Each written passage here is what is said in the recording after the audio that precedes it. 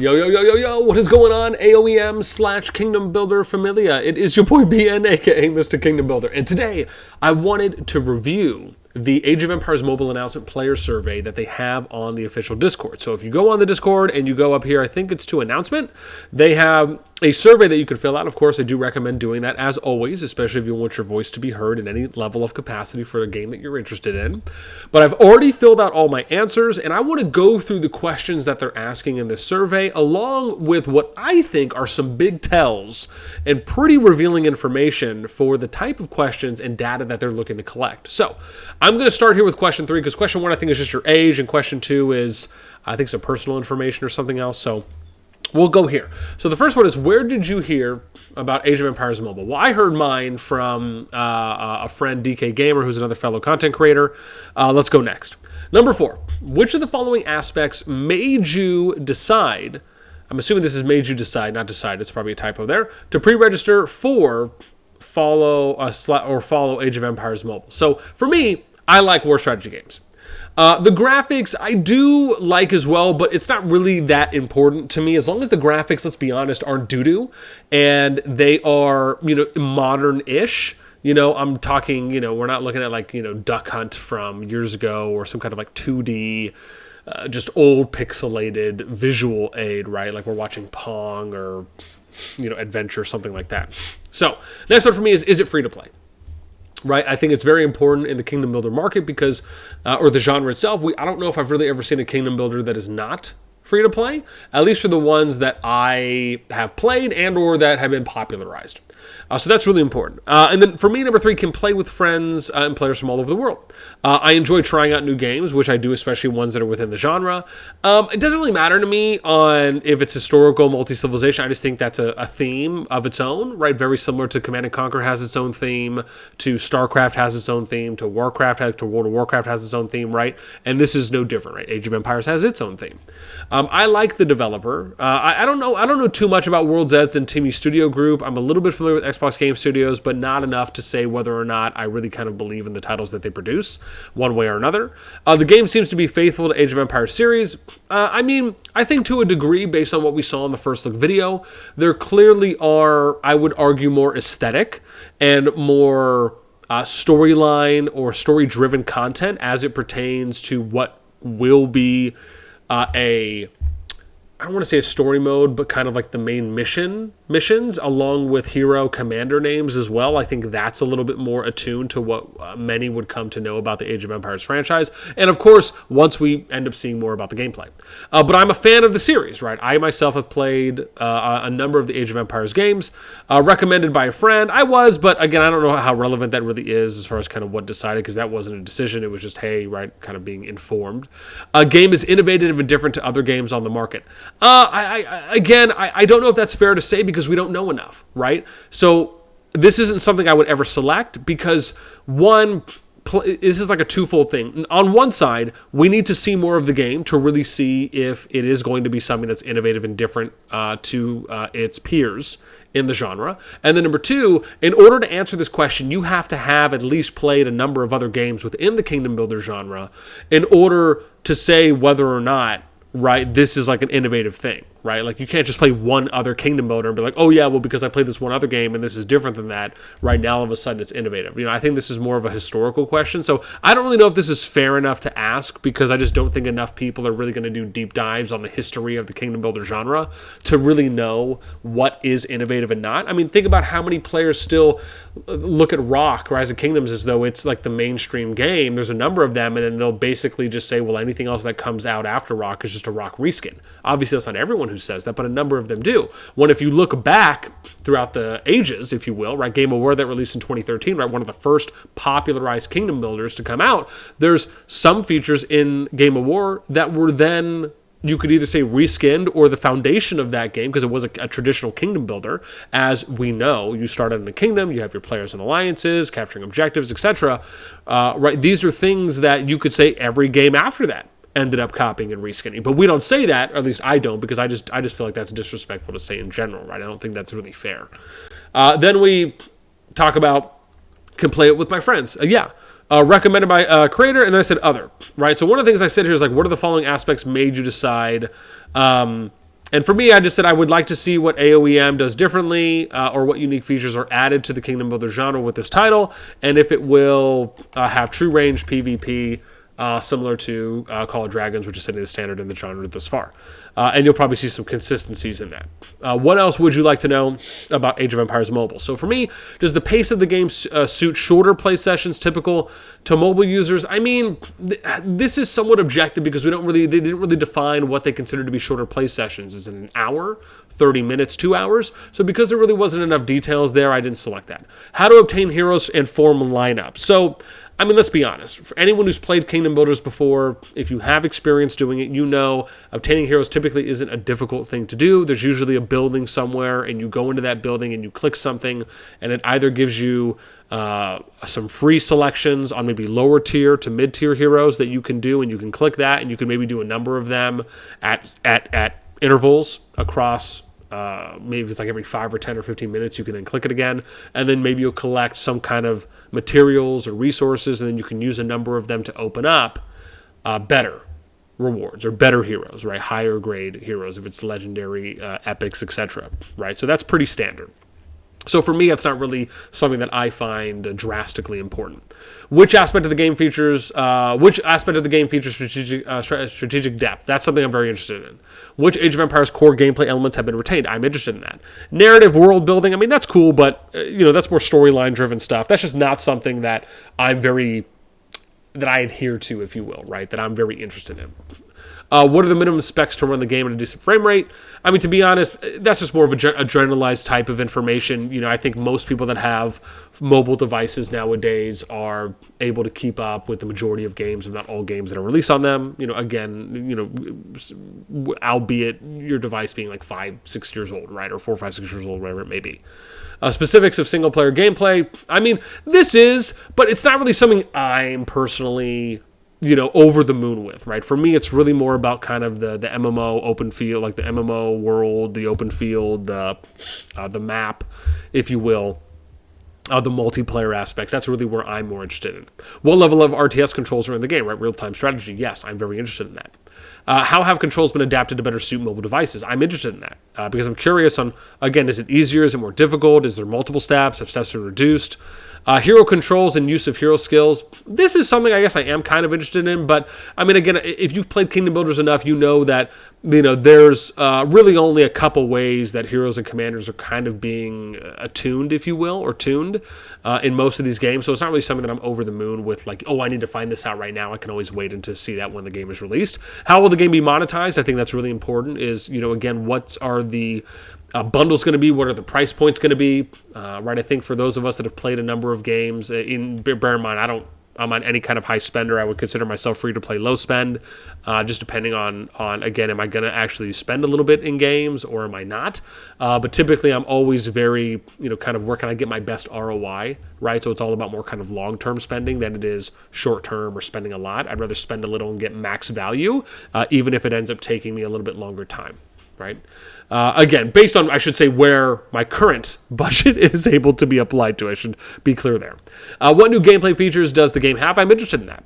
Is the game cross-platform? I'm interested in that as well. And when they say available on PC, does that mean a PC client? Because that's something that games like Rise of Kingdoms, Call of Dragons, Infinity Kingdom, etc., they have PC clients that you can play this mobile game on. So I'm very interested if they're going to have one. It almost feels as though nowadays that really is becoming a standard for popular mobile games where they will have a PC client, or you can play it on Steam as a mobile game for cross-platform. Specifics of multiplayer social gameplay. Yes, I'm very interested in that. Which civilizations are in the game? Not really. And that's just because, I mean, again, they're probably going to keep things pretty close to Age of Empires lore. Will the game have, and this is the thing I'm interested in, right? It says, what else would you like to know about the game? Will the game have true ranged PvP combat similar to Call of Dragons, which is, again, as I said, setting the standard right now in the Kingdom Builder genre. Currently. Let's go next. When Age of Empires mobile releases, how willing will you be to download it? I'll definitely download it because I'll be curious to see how it plays out outside of just looking at videos or first look gameplays. Which of the following aspects do you hope to experience in Age of Empires mobile? Now, this to me this is where we start really getting into more of what I feel is pretty illuminating from the developers, right? So they talk about things like realistic terrain, it's interactive, can influence tactical choices. This is something that I think is a unique identifier, right? When we watched the first look video, there was the thing where you can hide in brush, which is very similar to those of you that have played League of Legends and other games too as well. But League is the first one for me that at least comes to mind, where you can hide in a brush or in some kind of weeds, if you will, and you're invisible until you come out or until someone goes in and checks it, right, to see if there's anyone in there. So I really like this because I don't know a popular Kingdom Builder at the moment that implements this type of terrain, of interactive terrain, right? And so this, to me, would already be something that I think sets apart Age of Empires from other games within the genre. And it also is giving you an indication that this is probably going to, and I mean, they showed it in the first look, but it almost kind of doubled down on that by including it in the survey. Alliance competitive gameplay, expand Alliance territory, grow in power, rise to the top. Yep. Controls, control multiple units at once, RTS movement, manually release hero skills. This is important, right? This is manually release hero skills. I say this is important because this was not displayed in the first look video or the dev diary, but this is something that they have in Call of Dragons where you can manually cast your artifact skills. So you can attach an artifact to a hero, and then once you've generated enough rage, which you get from fighting, so after you're fighting, it takes a little bit to basically fill the bar up, and then it tells you when the skill's ready, and you can click when you want to use the skill. For some of the skills, you can even aim them, very similar to what you would do in like a League of Legends or MOBA type game. So that's something that I think adds a higher level of strategic depth to these types of games within the genre. So the fact that they mention this here in the survey, once again, to me, is very revealing, and I love that because I think this is actually a fantastic feature that more Kingdom Builders should start implementing. Use movement to avoid enemy skills. I'm curious on this because just how, again, how much is that going to be? Is the movement speed going to be that impactful to where someone casts something, they'll move away from it? Maybe if it's a skill that has to charge or a skill that shows you the area it's going to land in, but it doesn't, has like a delayed impact of 2 to 3 seconds, something like that. If it's something like that where that's indicating the use movement to avoid enemy skills, that doesn't seem as impactful as if maybe the speed of troops is faster, so it's maybe easier to dodge normally. But you just have to kind of apply that in real time. Visuals, HD realistic graphics. Yeah, I mean, that's something I hope to experience. I think I would hope everyone. Historically accurate narrative campaigns. I mean, yeah, I think that's important for, maybe the kind of core campaign, single player members that enjoy that part of the game, whether it's that part in addition to multiplayer or if it's only that part of the game. That's just not really like the most important thing for me. Age of Empires music, sound effects. Yeah, sure. Civilization-specific characters, buffs, unique units, unique architecture, etc. I'm interested in that. City development, rich resources. I am collecting berries, hunting, fishing, cutting down trees. Again, things that are very more Age of Empires-esque that you can do within the franchise. I very much like that stuff. Classic, because you really have to understand that all these things are basically the way that they just skin or the way that they mask the coding inside the game, right? Like you could have a coding block here, and you just say, okay, well, they just have to go over to it, grab it, and then they'll collect gold, right? But then it's just how are you designing it, right? What's the picture look like that you're seeing in game? Is that a picture of is it a picture of gold that's breaking through the earth? Is it a picture of a mine, right? Is it a picture of like you tilling the land, right? And that's really all that is. Classic elements of Age of Empires. I'm interested in that. Alliance social gameplay.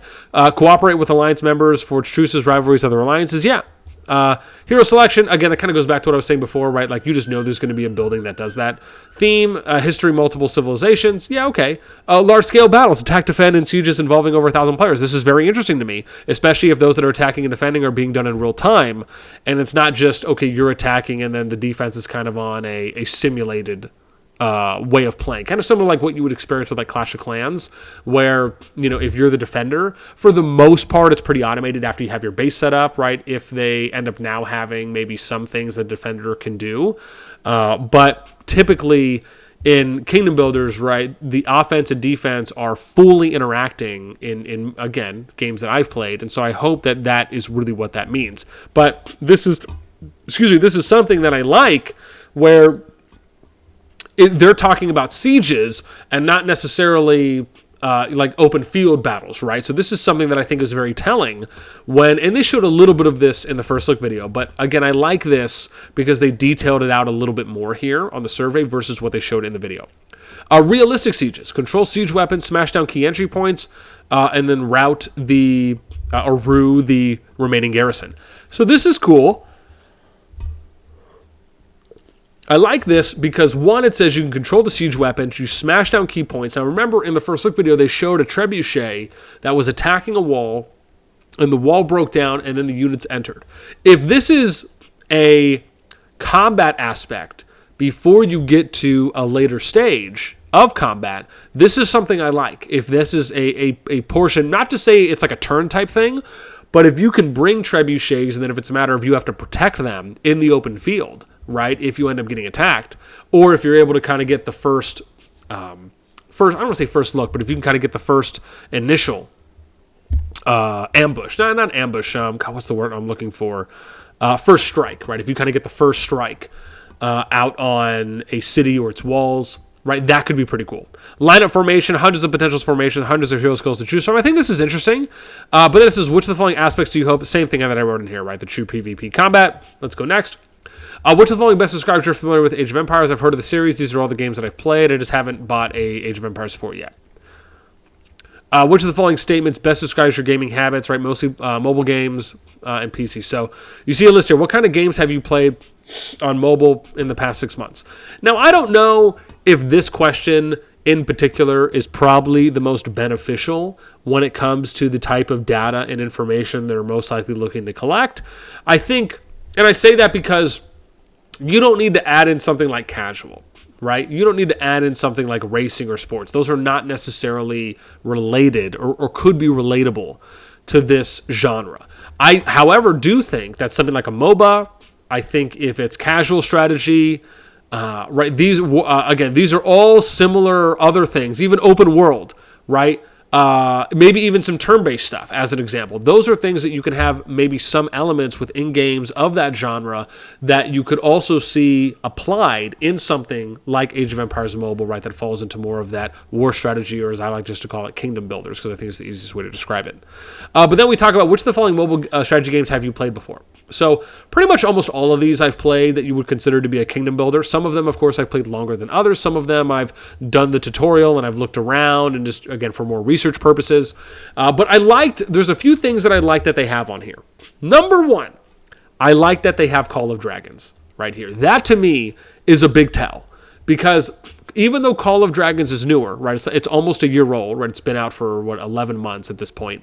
The fact that they include this game on here, along with other big titles in the genre, right, they include State of Survival, they include Lords Mobile, they include Rise of Kingdoms, they included Game of Thrones Conquest, they included Lord of the Rings Rise to War, Whiteout Survival, which is an up-and-coming game, especially if you look at the top paid boards for Google Play or for the Play Store, Top War Battle Game. I mean, again, these are, games that you're seeing more on like the top 200 grossing boards, but they're also kingdom builders that, again, have good popularity, a good number of downloads, and a good social presence on them as well. So, but the big one to me is I just like that they included Call of Dragons on here, because it really is doing a lot in the genre that I just don't think gets really enough recognition, enough appreciation compared to its peers.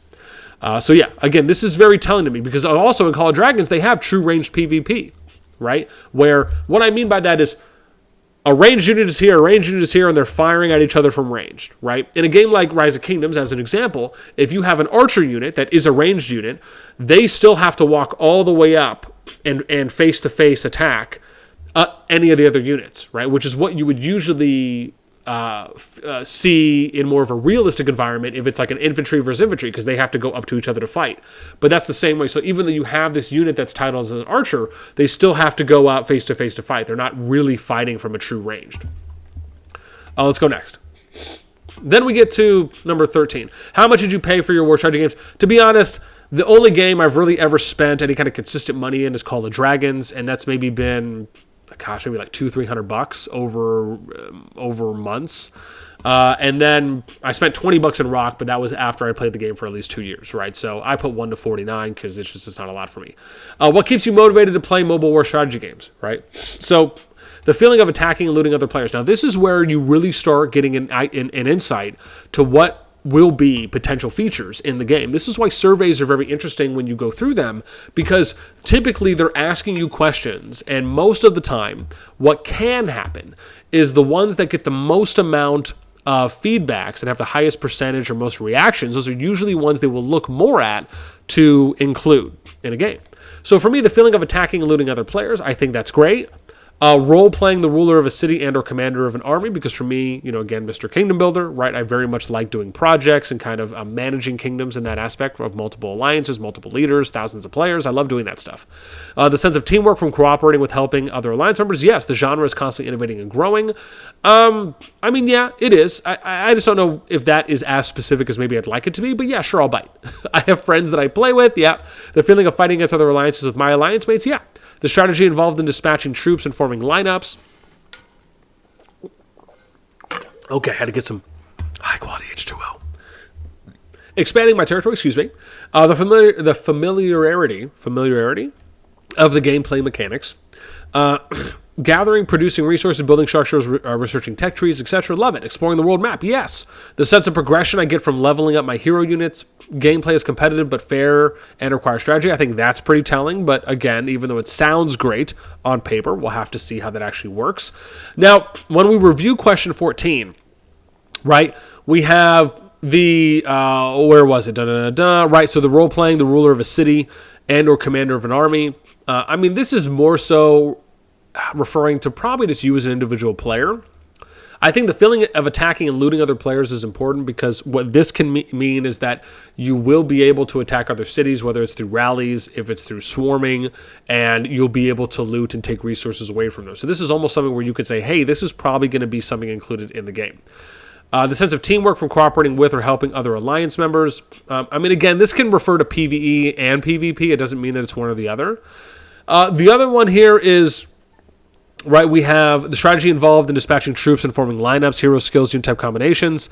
This is more so about how you're going to dispatch troops on the field. I mean, I guess it's okay. I don't really know if it's, as I was reading, I thought it was going to be a little bit more than that. We have exploring the world map. So again, which is really just kind of exploring the map or the kingdom map that you're getting landed on. The sense of progression I get from leveling up my heroes and units, that sometimes, I don't know if this worries me. It's just one of those things where in this genre of game, it's how long is it going to take for you to level up heroes and to kind of max them out? Because as we know, in these types of games, you typically have tiers of heroes, right? Anything from top-down, legendary, elite, epic, common, or normal, if you will, or uncommon, right? So it kind of goes like, what is it, like green, blue, orange, yellow, right? No, sorry, green, blue, purple, yellow, orange, yellow, oranges. But then obviously, again, my thing was, what motivated you to play? Again, having true range PvP combat. I put that in basically every single one. Number 15, which of the following aspects of mobile war strategy games are you not satisfied with? I think sometimes you have a poor social experience. Sometimes I just think that the social communication in Kingdom Builders is just limiting, because usually when you go into these games, you have kind of a kingdom chat, which is the world chat that you're in, and then you have an alliance chat. But really, that's about it, right? There's not ways where you can kind of create different threads within the kingdom so you can have more focused types of conversations.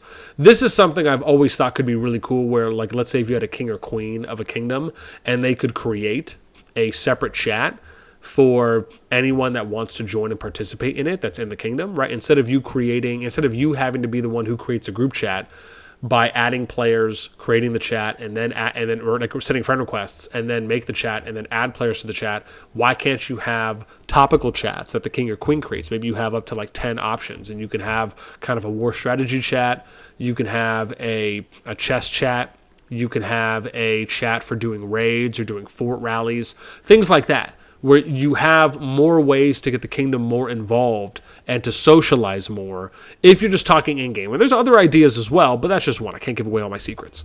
Then we have a lack of long-term goals, lack of long-term playability. So I think The big reason for me on this one is often because there's just not enough events early on in a game's lifespan. And as I've been playing Kingdom Builders more and more over the years, this is something that I'm really starting to see as a common trend, is that when the game comes out, there's just not enough. And that doesn't mean there needs to be 1,000 events. It doesn't even mean there needs to be 100 events. But there needs to be enough events that are going on at all times to where every day you could potentially at least be on, and I'm talking being on, playing 24/7, doing events and getting rewards from them, or some kind of progression, to where you can maybe play 4 to 6 hours straight. Like, there needs to be enough to do on a daily basis that you can consume 4 to 6 hours of content, because in most cases, I usually see 1 hour to 2 hours worth of content, and that's not every single day. And I'm talking for games I've started out playing in beta, and then after global release, it's just not enough. Because the idea with these types of games is you want to appeal to the free-to-play audience, and generally speaking, everyone, of course. But when it comes to free-to-play, there needs to be enough things to do where if someone wants to log in if somebody wants to play 16 hours straight, you need to have 16 hours worth of content that they can do straight in order to be rewarded from, right? Let people get as much out of the game as they themselves want to do, right? They're making a choice to play however long they want. Give them enough content to fill out that time, right? Because that is usually the number one biggest contention point, because as a free-to-play, if I want to be, again, you'll probably never be able to keep up with high spenders, but low to mid spenders, you could potentially keep up with or pace to a degree if there's enough things to do in the game to where you can grind those out. And that option should always be there for players. So that's why, for me, I think that part is something that really factors into that.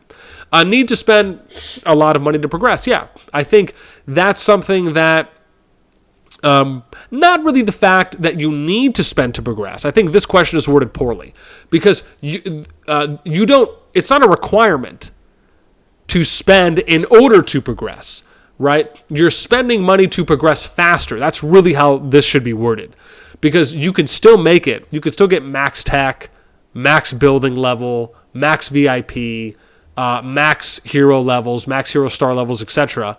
Right? As a free to play, it just takes you longer to do. But the thing for me is that it's more about the rate of progression to get to endgame is really what it's about. Because for free-to-play, it just takes too long to get to endgame content. In Kingdom Builders, these games feel, and I've said this for a while now, but they've always felt more like World of Warcraft, right? What's the one thing that you often hear for people that if you just started playing WoW, or if people tell you a little bit about WoW, some of the first things I ever heard was like, look, if you play, just grind. You need to try and make it to max level, because once you make it to max level, which I think was 60 or 70 from the time people told me, but basically just max level, and then you'll unlock more of the game. You'll be able to do more of the game. And in this type of a genre, it's very much that. When you're playing in Kingdom Builders, you need to get to max level to really start enjoying the game to what I would argue its fullest experience. It doesn't mean that you'll never be able to enjoy the game, and it doesn't mean that you cannot enjoy the game on your grind and way up there. It just means to unlock the full scope of the game to enjoy to it in its fullest form, you need to basically be max building level, max tech level, and max tier troop level, right? And that's just at a very kind of conservative entry point. Okay, and then we get to, what was my next one here, right? All attribute based, no way for a weaker player to beat a stronger player, lack strategy. Yeah, I mean, this is something that I think is a big important thing. And I think Call of Dragons is one of the games that is trying to do this in the closest way possible. Well, I don't say closest way. I'll say they are the closest that I have seen thus far that has been able to implement things that allow for free-to-play to be a bit more competitive against those that spend. Basically, someone who's like a T4 going up against a T5, or a T3 going up against a T5. And one of the ways that games can do this, and this is the easiest way, I think, that it can really be done, as far as in one way, and one approach, is where you remove this kind of like counterattack damage. Like, so if I'm someone that's attacking your unit, and you have not clicked on your unit to then attack me, your unit is taking 100% of the damage that unit, its tier level, its stats and buffs that come with it are doing onto you, right? So another example, if I have Unit A and Unit B, Unit A, let's say, is like a T3 unit, a Tier 3 unit. Unit B is a Tier 5 unit. If Unit A, the T3 unit, attacks Unit B, the T5 unit, and Unit B has not, and this player hasn't come online to select this unit to then start attacking Unit A, Unit B is taking all that damage for free, right? Now, it may not be a lot, because obviously a higher tier unit typically indicates a higher level account, more progression, more development, more stats, so it's a stronger unit. But the T3 unit is still doing damage to this T5 unit. So in theory, this T3 unit could kill this T5 unit if the player here doesn't come online to click the unit and then click to attack the unit that's attacking it. In some games, one of the things I am just not a fan of is that if Unit A attacks Unit B will automatically start attacking Unit A. That is not how, in my opinion, it should work. That incredibly lowers the true skill cap that you can have in these games, and it just gives such a huge handicap to the player that is getting attacked. And it's also not simulating a real war-like environment, which is you need to be paying attention if you're fighting in war, right? You shouldn't be able to go AFK. This isn't some AFK simulator type game or gotcha, so to speak, right? Where you are just like AFK farming. No. These types of games should require for you to be paying attention.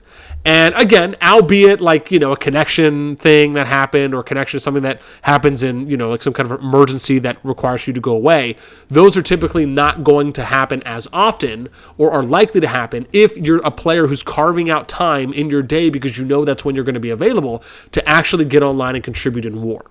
And so that's something I am just always going to be a believer in, that you need to be paying attention and acting and reacting in the moment in real time.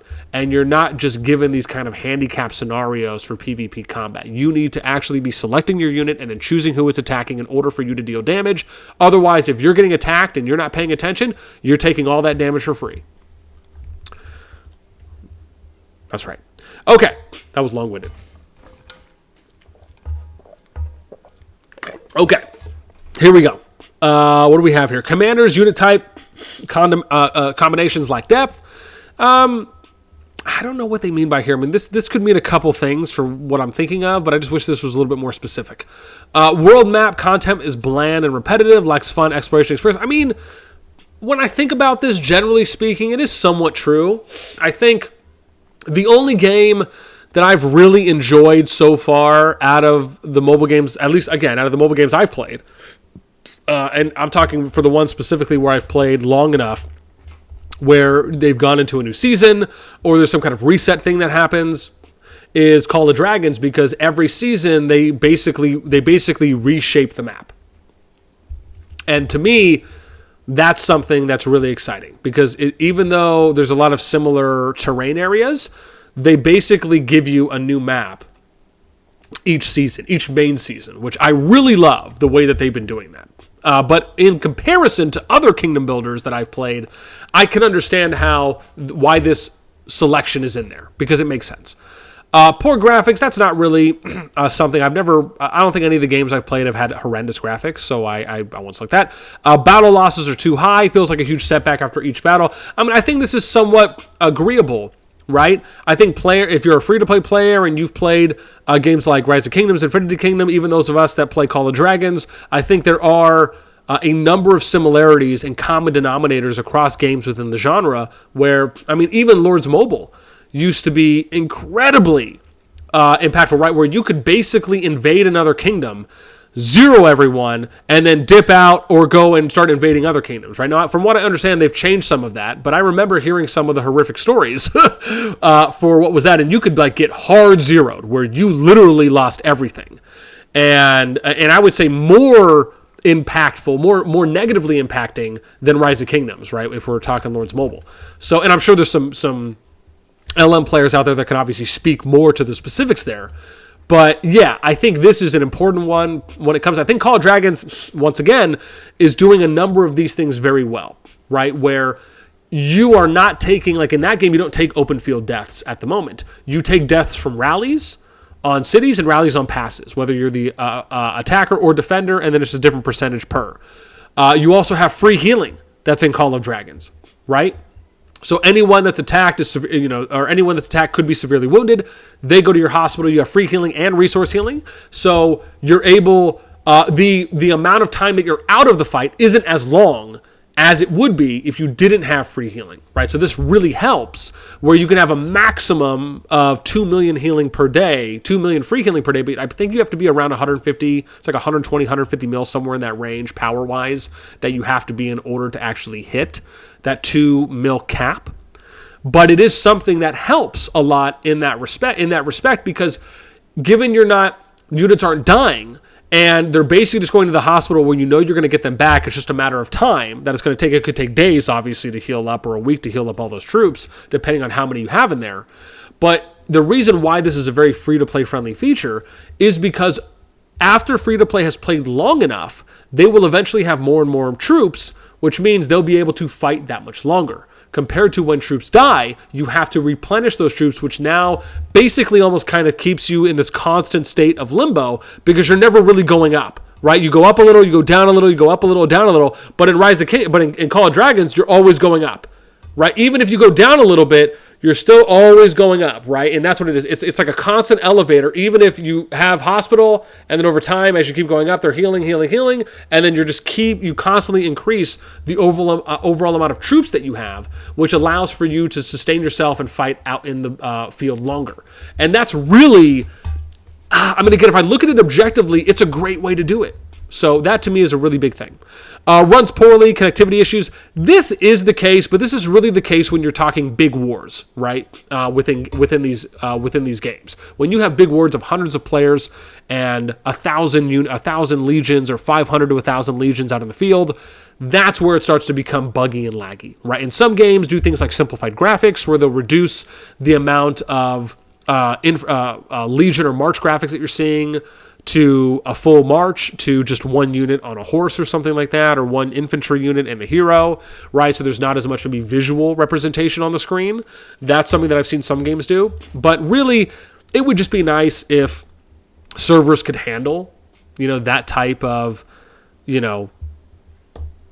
1,000 players, 2,000 players all on the screen at once, and it could, and maybe we'll eventually get there at some point. But the reason I didn't really select this is because this to me has just been a common thing that happens in a lot of these games.